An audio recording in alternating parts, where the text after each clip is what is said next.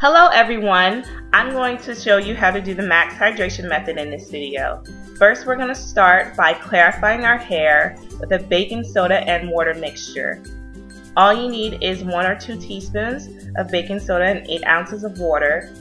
I used an old product bottle and I just put in the baking soda and then the 8 ounces of water and shook it up, and then I proceeded to saturate my hair from root to tip. Make sure you have a towel nearby because it can get a little bit drippy, and I got tons of it in my eyes, which was pretty annoying. So have that nearby. Make sure you work in sections because you want to make sure it's evenly applied. Once you are done, cover with a plastic cap and let it sit in for 15 to 30 minutes. After letting it sit in for the 15 to 30 minutes, you're going to rinse and then you're going to proceed to co-wash your hair. I love the As I Am co-wash.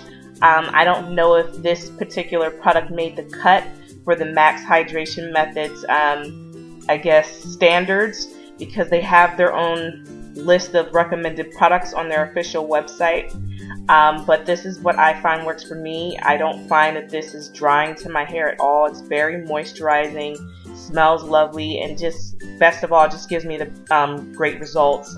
So I made sure I applied it very thoroughly and evenly, and then I took this opportunity to detangle my hair in this step. Notice that I'm detangling from the ends of my hair and then working my way up to the root. You don't want to comb from your root on downwards, because if you do that, that's where you can get some breakage and some tangling. So always detangle from the ends up to the root. When you are done applying the product and you have good coverage, make sure you cover your hair with a plastic cap, and then you're going to let it sit in for 15 to 30 minutes, or you can leave this in overnight and proceed with the rest of the steps the next morning. But I just did this all in one night to streamline it for you guys. So after you have let it sit in for the 15 to 30 minutes, you're going to rinse out and then proceed to step 3, which is the clay rinse. Now all this is bentonite clay and water, and when you mix it, you ideally want it to be I would say a medium consistency, because you don't want it to be too runny or it's going to be just dropping off your hair, and if it's too thick it's going to be way too clumpy and you don't want that. So just make sure it has a nice medium consistency, and you want to make sure it's, again, evenly and thoroughly applied. If I wasn't really rushing through this, I'd probably section this off again so that I could make sure I was, getting even more optimal coverage. But again, since I wanted to streamline it for you guys, I kind of, breezed through this, and then on the regular, everybody might not even realistically have the time to do that. So just make sure it's the right consistency and make sure you're thoroughly applying. I like to rake it with my hands and make sure I'm getting it from root to tip, and I'm getting it in my back section and just smoothing on. Once you are done getting it all covered, you're going to take your plastic cap, cover it again for 15 to 30 minutes, and then after it has done setting the time that it needs to set, you're going to rinse out and style. Now when you style, the recommended products are the Kinky Curly Not Today and the Kinky Curling Custard.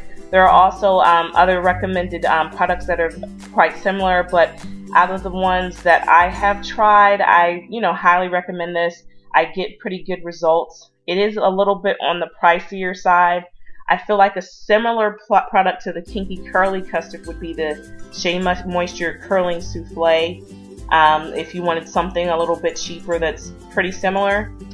And anyways, once you get that all thoroughly in, you want to make sure too with this product, one thing I definitely want to say, if your hair has dried up some, make sure you add water to it, because with the Kinky Curly Custard, if you don't have enough water in your hair, if it's not damp enough, it could get these horrible boogers and flakes in your hair. So just make sure when you proceed to the styling process, if it dried up a little bit, make sure you spray with water, because Kinky Curling Custard works best with water. Once you feel like you've got the look that you want, you're going to want to let it dry and you're set. After an hour of drying, this is what my hair looked like.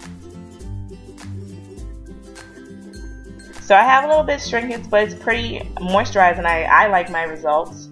And this is what my hair looked like before starting.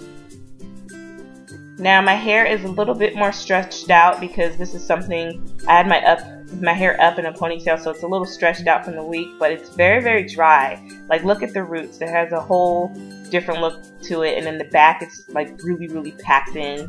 So my hair was very dry prior to starting, and this is what I love about this method. It's very moisturizing, and it's a lot of steps, but it really gives you some results. And that's just an overview of what this process is like.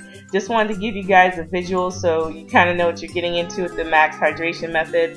Hope that, you know, this is giving you a more, I guess, visual and just more information about what the process is like. Thank you for watching, and if you have any questions, feel free to ask me.